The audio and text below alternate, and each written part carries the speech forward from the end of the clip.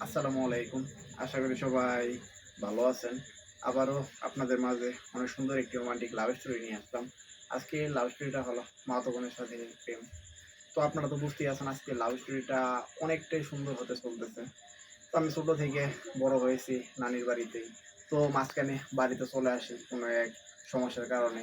তো বাড়িতে কিছুদিন থাকি। তো থাকার পরে আমি শহরে চলে যাই পড়াশোনার জন্য। তো এর ভিতরেই এক ছুটিতে, ঈদের এক ছুটিতে আমি আমার মামার বাড়ি চলে যাই ছুটি কাটাতে।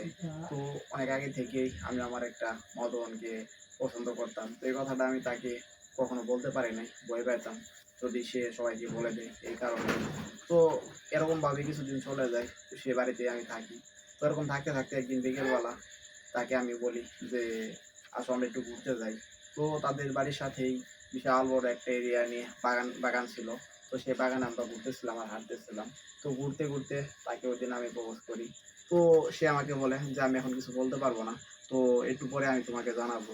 সে কিছুক্ষণ পরে এসেই আমাকে জানায় যে, "হ্যাঁ, আমারও তোমাকে অনেক ভালো লাগে। তো অনেক আগে থেকেই আমি বলতে চাইতেছি। তো ভয় পাই, বলতে পারি না।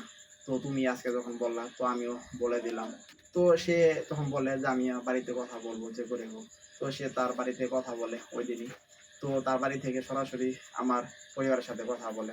কথা বলে তারা সিদ্ধান্ত নিয়েছে। তো যেহেতু আমরা দুজন দুজনকে পছন্দ করি। তো আপনারা এতক্ষণ পর্যন্ত যারা আমার লাভ স্টোরিটি শুনলেন, তাদেরকে অসংখ্য ধন্যবাদ।